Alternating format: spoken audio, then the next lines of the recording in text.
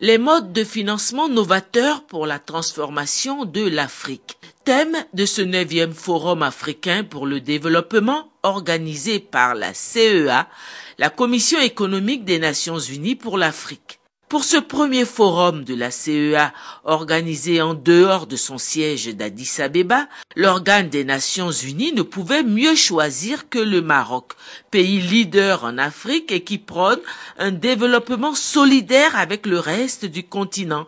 Reflété par cette formule chère au roi Mohamed VI, l'Afrique doit faire confiance à l'Afrique. Le Premier ministre, chef du gouvernement marocain, Abdel Ilah Ben Kiran, représentait le souverain chérifien à l'ouverture de la rencontre. Invité du roi du Maroc, le chef de l'État ivoirien, le président Alassane Ouattara, participait à ce forum en qualité de parrain de l'initiative lancée par la CEA concernant le capital investissement. Invité également le président du Sénégal, Macky Sall, en qualité de président du comité d'orientation du NEPAD. Comment financer le développement de l'Afrique au regard de la progression économique des États africains et de leur ambition d'accéder au stade d'économie émergente, a soulevé le secrétaire exécutif de la CEA, Carlos Lopez, situant les objectifs du forum. Les intervenants ont unanimement admis que l'aide au développement n'est plus en phase avec l'ampleur et l'évolution des besoins. D'où la nécessité de trouver des nouveaux modes de financement pour la transformation de l'Afrique. De ce point de vue, le président de la République, Alassane Ouattara, de par sa riche expérience en matière de finances internationales en tant que directeur général adjoint du FMI, était invité à faire profiter de son expérience à cette grande assemblée d'économistes et de décideurs politiques. Trouver des nouveaux modes de financement pour le développement, le cas précis des capitaux privés, comment générer des capitaux privés au plan interne et comment réussir une mobilisation de capitaux privés au plan externe. Le chef de l'État ivoirien a instruit l'assistance. Je voudrais mettre l'accent sur 7 points qui me paraissent essentiels. Alors, en premier lieu, la mobilisation de l'épargne locale. Vous savez, le constat qui s'impose, c'est le faible taux de bancarisation dans notre région.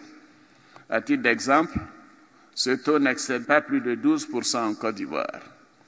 Un volume de transactions financières trop important échappe encore au secteur financier.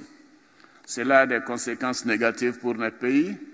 Le deuxième axe, c'est de donner un rôle plus important à la mobilisation boursière. En effet, un secteur boursier dynamique est un facteur déterminant pour le développement de nos pays. À titre d'exemple, on peut citer la Bourse régionale des valeurs mobilières d'Abidjan, la BRVM, qui est en plein développement, avec un taux de croissance d'environ 15% par an. Cependant, la BRVM devrait mobiliser davantage de ressources pour répondre aux besoins de financement de notre développement. Le troisième point concerne les mesures destinées à encourager le secteur privé à investir dans nos économies. Comme chacun le sait, les fonds privés d'investissement ont fortement contribué au développement économique des régions telles que l'Amérique latine et l'Asie. L'Afrique doit en prendre le chemin. Le quatrième point a trait à l'amélioration de l'image de l'Afrique. Ce point est primordial. Il suppose une implication des leaders africains que nous sommes pour mieux faire connaître l'Afrique et changer le regard que le monde porte sur elle.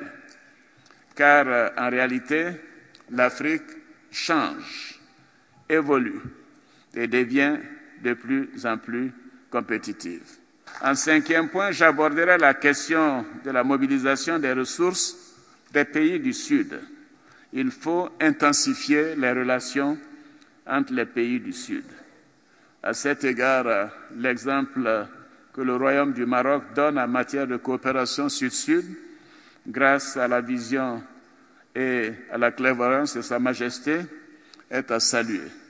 Donc je me joins au président Macky Sall pour rendre hommage à Sa Majesté et aux entreprises marocaines.